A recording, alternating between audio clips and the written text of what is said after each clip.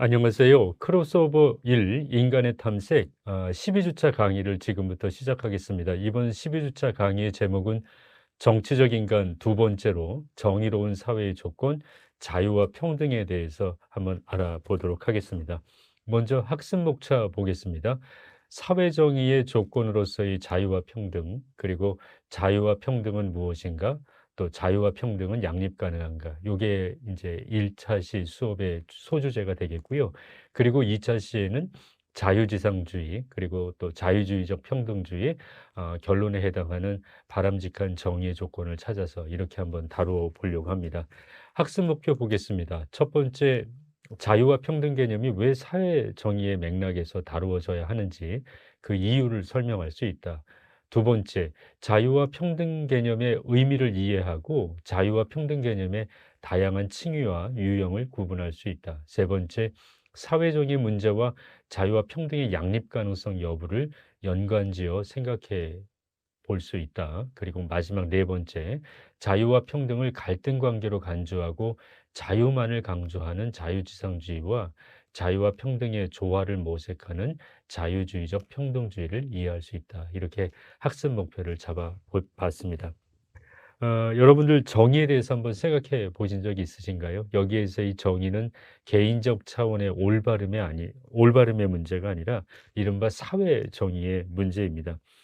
우리에게 있어서 사회생활은 선택의 문제가 아니라 필수이고요. 그런 의미에서 본다면 이 정의라는 가치는 우리의 삶에서 굉장히 중요한 가치 가운데 하나라고 볼 수가 있겠습니다. 사회 정의를 접근하는 데 있어서 여러 가지 방식이 있겠습니다만 이번 강의에서는 분배적 정의의 측면에서 한번 살펴보려고 합니다. 여러분들 복지 논쟁에 대해서 아마 많이 들어보셨을 줄 압니다. 수급자의 정서적 상황을 잘 고려하고 수급 차원에서 소외되지 않도록 모든 국민에게 골고루 적용하는 일종의 그 보편 복지가 있고요. 또 제한된 복지 재원을 감안해서 정말 필요로 하는 사람에게만 서비스를 제공하는 선별 복지. 이것이 사실 굉장히 우리 사회에 있어서 중요한 현안 문제가 되기도 합니다. 그리고 또 연금제도 문제도 마찬가지입니다. 보통 연금 개혁이라고 많이들 이야기하는데요. 사실 연금제도라는 것은 이전 세대의 노후를 현재 세대가 부담하는 그런 구조인데요. 사실 우리의 인구 구조가 그 기성세대의 부양을 위해 젊은 세대의 부담이 가중될 수밖에 없는 그런 인구 구조를 갖고 있습니다. 소위 말하면 고령화 저출산의 여파가 지속되는 가운데서 이 연금 개혁 문제는 정말 피할 수 없는 그런 문제이기도 합니다. 연금 제도의 개혁 방향은 결국은 더 내고 덜 받고 늦게 받는 것인데 이게 사실 생각보다 쉽지는 않습니다. 어쨌든 연금 개혁의 문제는 세대 간 형평과 공생을 위해서 그리고 또 저출산 고령화 시대의 지속 가능한 제도로서 이 제도를 어떻게 만들어낼 것인가 이게 이제 가장 중요한 문제이기도 합니다. 또 여러분들 누진세 들어보셨을 줄 압니다. 누진세라는 것은 경제력의 격차를 야기시키는 소득 간 불평등을 보정하기 위해서 만든 제도로서 고소득자에게는 높은 세금을 그리고 저소득자에게는 낮은 세금을 거두자는 의도에서 실시되었는데요. 사실은 모든 사람들이 다 만족할 만한 이상적인 소득세율은 존재하지 않기 때문에 늘 이 사회적 합의를 도출하는 데 있어서 어려움을 겪고 있는 그런 제도이기도 합니다.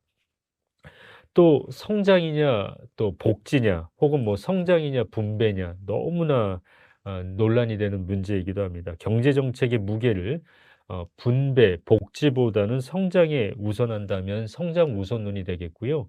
또 반대로 성장보다는 분배를 우선시하거나 복지에 강조점을 둘 때는 결국은 그 분배에 초점을 맞춘 그런 정책이라고 할 수가 있겠죠.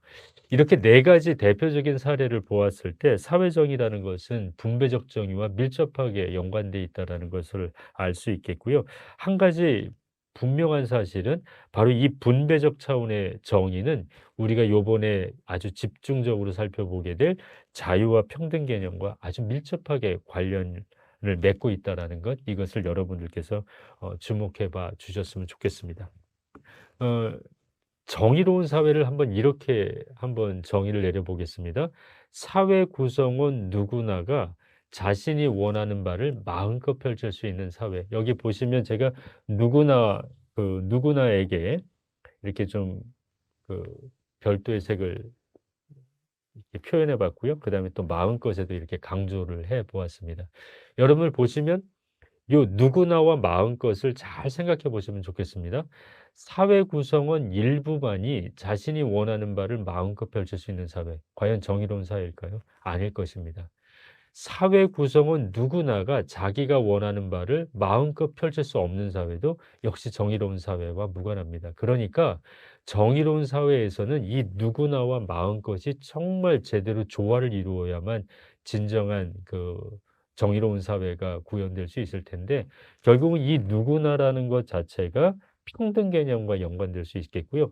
마음것은 자유 개념과 연관된다고 볼 수가 있겠습니다. 그런 의미에서 본다면 정의로운 사회를 구성하는 조건으로서 자유와 평등의 가치는 대두될 수밖에 없죠. 아까도 잠깐 제가 얘기했지만 사회 구성은 누구나가 아니라 일부만이 자신이 원하는 바를 마음껏 펼칠 수 있는 사회, 절대로 정의로운 사회라 볼 수 없습니다. 사회 구성은 누구나가 자신이 원하는 바를 제대로 펼칠 수 없는 사회, 이른바 하향 평준화된 사회도 우린 정의로운 사회라고 보기가 어렵죠. 그런 의미에서 본다면 이 자유와 평등이라는 개념이 정의로운 사회를 만드는 데 있어서 얼마나 중요한지 아마 대충 짐작하실 수 있을 것 같습니다. 그런데 이 자유와 평등의 문제는 정말 오랫동안 사람들은 너무 진부하다고 느낄 만큼 오랫동안 반복되어서 논의되어 왔던 그런 주제이긴데, 결국은 오랫동안 반복적으로 논의되어 왔다라는 것은 결국은 정의로운 사회를 구현하기 위해서 자유와 평등이 너무나 중요하다라는 것을 나타내 주는 하나의 증거가 될 수 있겠고요. 또 다른 한편으로는 자유와 평등의 수준이 정의로운 사회에 이를 만큼 도달하지 못했기 때문에 여전히 부자유와 불평등이 우리 사회의 중요한 현안 문제임을 확인시켜 주는 일종의 사례가 아닐까, 이런 생각이 듭니다. 그만큼 어쨌든 자유와 평등이라는 개념이 정말 중요하다고 볼 수가 있겠죠.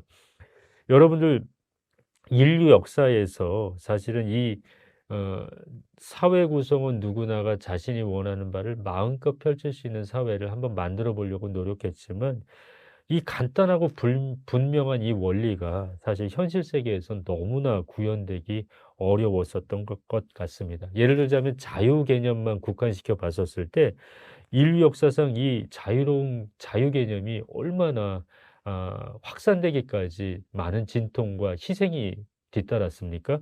사실 말하면 오랜 기간 동안 자유로운 사람과 자유롭지 못한 사람 간의 어떤 차별이라는 것이 너무나 당연시돼 왔죠.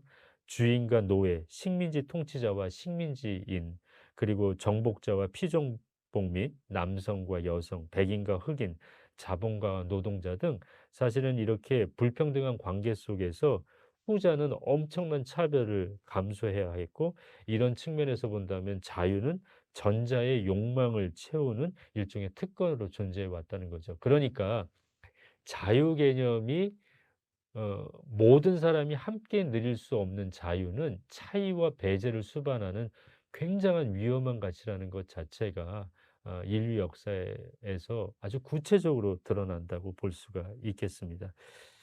또 이런 얘기를 한번 여러분들에게 드려볼 수 있을 것 같아요. 지그문트 바우만이라는 사상가가 자유라는 책에서 자유의 특징을 제레미 벤담의 패놉티콘과 연결시킨 적이 있습니다. 여러분들, 패놉티콘이라는 것은 원형 강목을 말하죠. 중앙의 관제탑은 굉장히 어둡죠. 그러니까 감시자는 어둠 속에 있고요. 그다음에 원형에 둘러싼 감옥은 환하게 조명이 켜져 있습니다. 그러니까 보는 자는 어둠 속에 있고 보이는 자는 밝음 속에 있다라는 거죠. 그러니까 굉장히 불평등하다라는 겁니다. 죄수의 방은 항상 밝게 유지되고 중앙의 감시 공간은 항상 어둡게 유지돼서, 중앙의 감시 공간에 있는 간수는 죄수의 일거수일투족을 다 볼 수 있지만 죄수는 간수가 지금 뭐 하고 있는지 전혀 알 수가 없는 거죠. 그러니까 패놉티콘의 핵심은 지식의 비대칭 대칭성에 있는데 요게 결국은 그 다시 말하면 간수는 죄수에 대해서 모든 것을 알고 있지만 죄수는 감시자에 대해서 아무것도 알 수 없다라는 이 엄청난 비대칭성.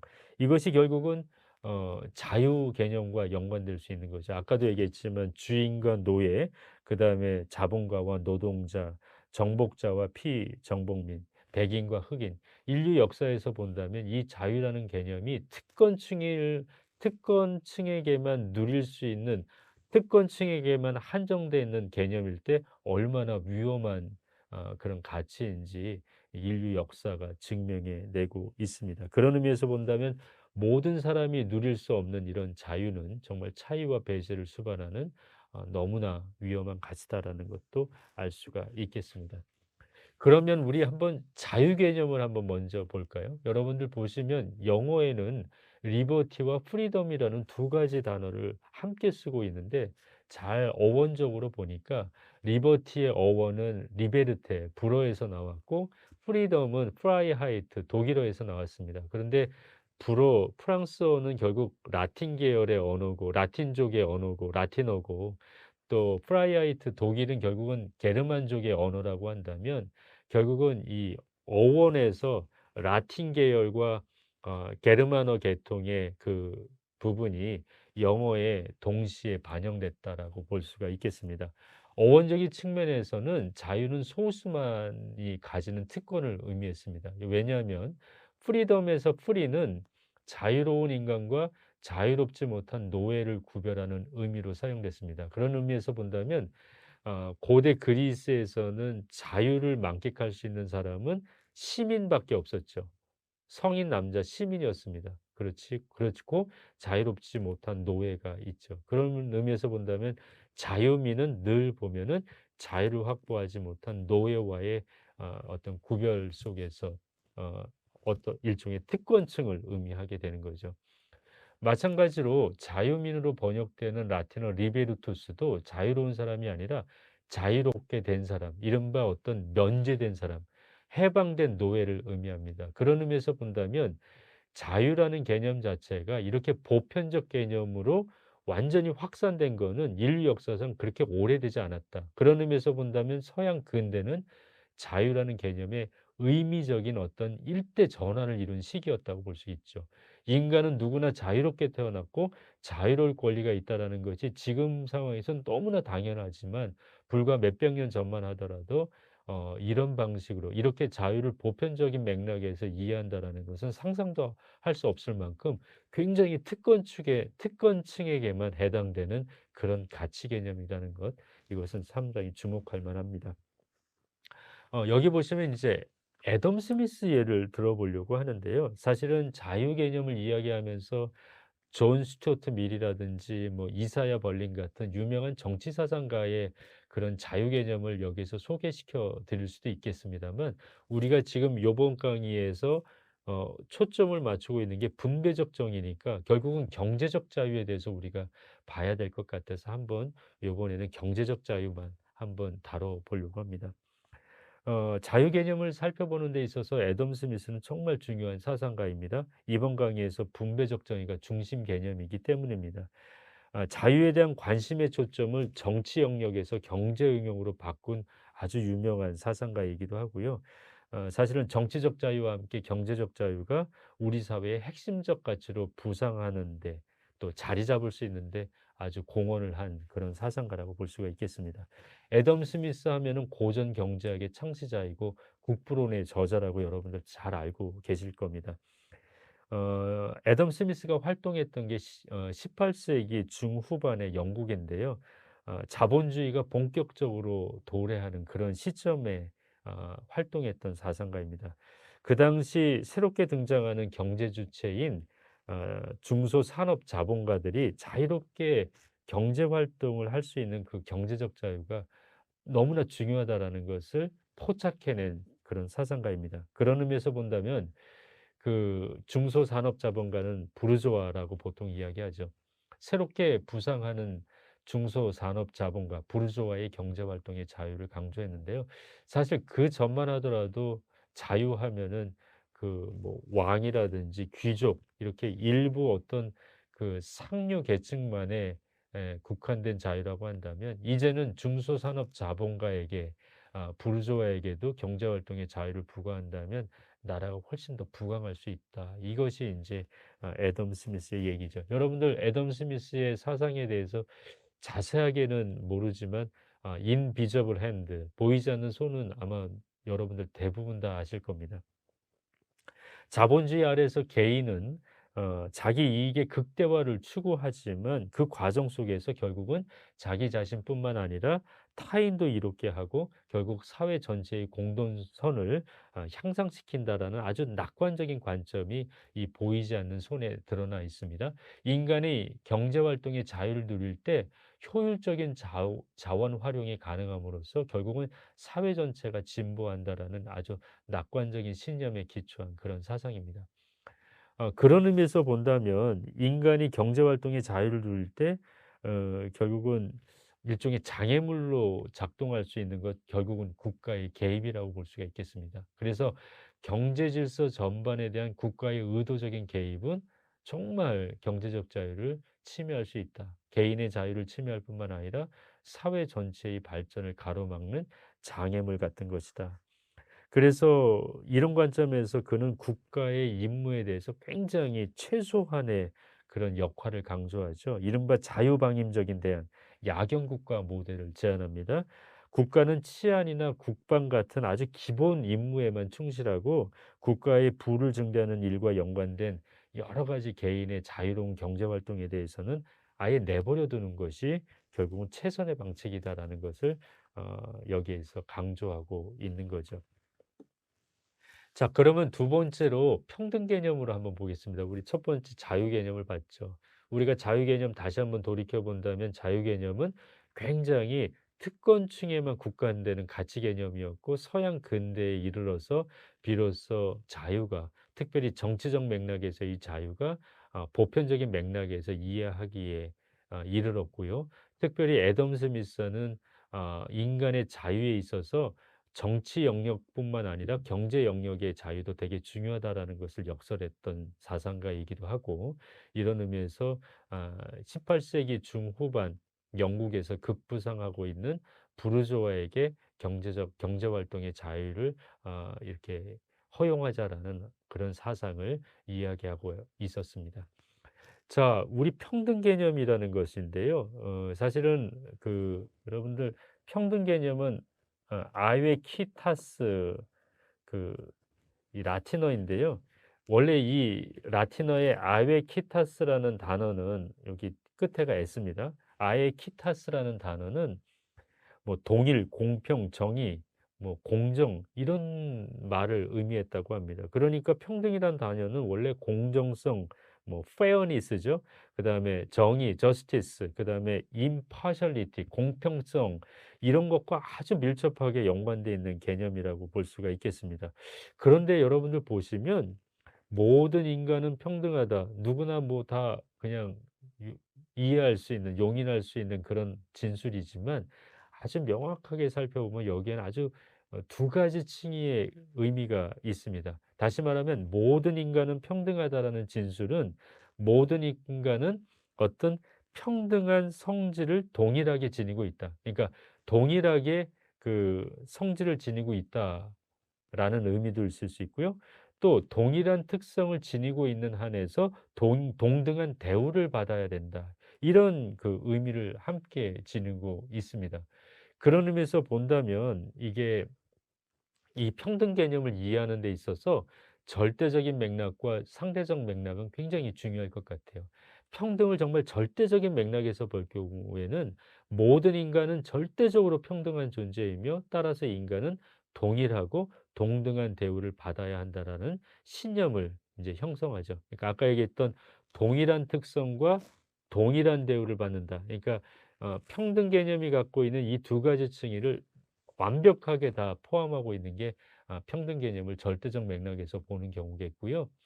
평등을 상대적 맥락에서 볼 경우에는 개별 구성원들이 지닌 자연적인 재능이나 후천적인 노력에 따른 일종의 성과의 차이에 따라서 차등을 두어 보상하는 것이 오히려 평등의 이념에 부합한다. 그러니까 어떻게 보면은 그 동등한 대우를 받는다라는 것 자체는 어떻게 보면 이렇게 차등적인 보상을 전제로 한다라는 거죠. 그러니까 납득할 수 있는 불평등이 오히려 평등을 평등한 개념이다라고 볼 수 있는 거죠. 정당한 차등 개념이 성립하는 그런 맥락입니다. 그런 의미에서 본다면 평등을 절대적인 맥락에서 본다라는 것은 평등 개념을 굉장히 이념적으로 생각한다라는 거고, 그 이념적인 것을 현실 세계에 구현할 경우에 여러 가지 난점들이 나오니까 그런 난점들을 해소하기 위한 그런 방편으로서 평등 개념을 이제 상대적인 맥락에서 보면서 정당한 차등을 오히려 강조하는 맥락이 평등 개념을 상대적 맥락에서 볼 경우입니다. 요 부분을 우리가 쪼끔 더 다뤄보려고 합니다. 브라이언 터너라는 사상가가 있는데요. 그 4 가지 평등에 대해서 유형을 설정하고 있습니다. 요거는 어떻게 보면은 평등 개념을 절대적으로 보는 것과 상대적으로 보는 것, 요런 구분보다도 훨씬 더 정교한 구분이라고 할 수 있겠는데요. 한번 우리 살펴보도록 하죠. 첫 번째가 인간 존재로서의 평등입니다. 인간이라면 누구나 애초부터 동등하게 가치 있는 존재라는 의미에서의 평등 개념이고요. 특히 서양에서 본다면 기독교 전통에서 유래했고 자연법 사상과도 아주 밀접하게 연결돼 있습니다. 일종의 이념적 형태로 설정될 수 있는 그런 어 평등 개념입니다. 그리고 우리가 가장 평등 개념할 때 우리가 익숙하게 여기는 개념입니다. 기회의 평등이죠. 자신의 잠재적인 능력을 차등 없이 발휘할 수 있는 평등으로서 사회적인 배경과 상관없이 전적으로 개인의 재능, 성실성, 노력에 기초한 업적을 강조한다는 측면에서 이른바 능력주의 사회를 주도하는 핵심 개념입니다. 그런 의미에서 본다면 우리 사회에서도 학벌주의와 능력주의라는 이 두 가지 대결 구도 속에서 결국은 이 능력주의 사회를 주도하는 어떤 일종의 핵심 개념이 바로 기회 평등 개념이라고 볼 수가 있겠습니다. 각자의 재능을 발휘하여 이룬 상이한 업적에 대해서 차등적인 대우나 보상, 그로 인한 사회적 불평등은 오히려 정당하고 당연한 것으로 받아들여지는 거죠. 요즘 젊은 세대들이 가장 어떻게 보면은 눈여겨보는 것이 바로 차등적인 대우나 보상입니다. 정당한 노력에 대해서 제대로 된 대우와 보상을 해 주지 않았을 때 가지는 어떤 그런 비판 심리 같은 경우가 굉장히 강조될 수밖에 없는 그런 사회 현실이죠. 자, 세 번째는 조건의 평등입니다. 여기서도 썼지만 기회의 평등과 아주 밀접하게 연관된 평등의 유형으로서 기회의 평등이 지닌 한계, 이른바 기회의 평등이 구현되기 위해서는 일종의 어떤 외적인 환경이 되게 중요한데, 그런 외적인 환경 자체를 굉장히 잘 만들어 주는 것. 그런 의미에서 본다면 모든 경쟁자가 동일한 출발점에서 자신의 능력을 발휘할 수 있는 어떤 그런 환경이나 조건을 보장해 주는 것이다라고 볼 수가 있겠고, 기회의 평등보다 조금 더 강한 의미의 평등이다라고 볼 수가 있겠습니다. 그리고 아주 극단적인 의미의 결과적인 평등이고, 어 마르크시즘, 사회주의, 공산주의에서 많이들 이야기하죠. 여러분들 보시면 이런 거잖아요. 그 능력에 따라 일하고 어 필요에 따라 분배받는 세계가 결국은 공산주의라고 할 수가 있겠죠. 그러니까 능력에 따라서 일은 하는데 그거에 대한 분배는 철저하게 차등적 보상이 아니라 그 사회에서 필요로 된 사람이 가져가게 되는 방식이죠. 가족 가족 구성원 안에서는 이 결과적 평등이 굉장히 낯설지 않습니다. 다시 말하면 가족 중에서 능력에 따라서 돈을 버는 분들은 부모님이고, 가장 필요로 하는 거는, 자원을 필요로 하는 건 자식이죠.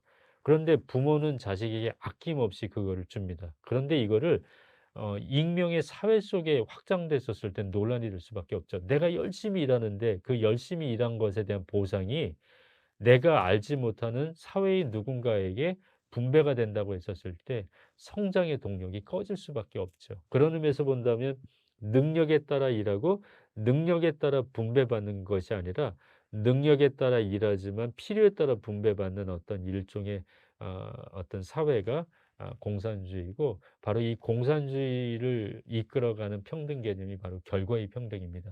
가장 급진적인 평등 개념으로서 한 사회에서 개인들 간의 물질적 조건의 차이를 감소시키거나 제거하는 것입니다. 그러니까 개인들 사이의 천부적 재능의 차이에 따라서 차등적인 보상이 주어짐으로써 초래되는 일종의 불평등 상황을 아주 다시 조정해서 균등하게 만들려는 의도에서 기획된 아주 강력한 의미의 평등 개념입니다. 사회주의 사상과 체제에서 결과의 평등을 강조하죠. 자, 이렇게 자유와 평등에 대해서 살펴봤는데요. 특별히 평등의 네 가지 기본 유형 보면 인간 존재로서의 평등은 모든 사회 체제가 도달해야 할 일종의 이상이라는 점에서 이념으로서의 평등이고, 또 기회의 평등, 조건의 평등, 결과의 평등은 기본적인 평등의 이상을 현실 사회에 실제로 구현하기 위한 수단으로 간주될 수 있고, 그런 의미에서 본다면 아주 강도의 차이가 있는 거죠. 특히 이 세 가지 유형의 평등은 사회 체제 내에서 분배적 정의를 구현하기 위해 제시된 평등의 유형들인데 강도에 따라서 구분될 수 있다라고 볼 수가 있겠습니다. 자, 그러면 1 차시 수업의 결론 부분입니다. 정의로운 사회를 분배적인 맥락에서 본다면 각 개인에게 합당한 몫을 나누어 주는 분배적 정의를 실현하는 사회가 결국 정의로운 사회라고 볼 수가 있겠습니다. 그런데 여러분들, 자원이 너무나 풍요로운 사회라고 한다면 사실은 정의로운 사회에서 이 분배적 정의를 실현하는 게 너무너무 쉽겠죠. 그런데 사회 정의의 문제는 늘 뭐 때문에 나타나냐면 모든 사람의 욕구를 충족시킬 수 없는 결핍의 상황에서 발생하죠. 그러니까 경쟁 개념이 불가피하게 도입될 수밖에 없기 때문에 이 사회 정의의 문제는 늘 현안 문제가 될 수밖에 없습니다. 각자의 정당한 몫을 어떻게 정할 것인지, 노력에 대한 합당한 보상은 어느 정도인지를 사회 구성원 모두가 공감할 수 있는 선에서 제시해야 하는 것이 과제이고, 그런 의미에서 본다면 이 자유와 평등이라는 것이 굉장히 어려운, 우리 사회에서 어려운 문제라고 볼 수가 있겠습니다. 자, 이제 2 차 시로 넘어가기 전에 우리 한번 잠깐 살펴보려고 하는데요.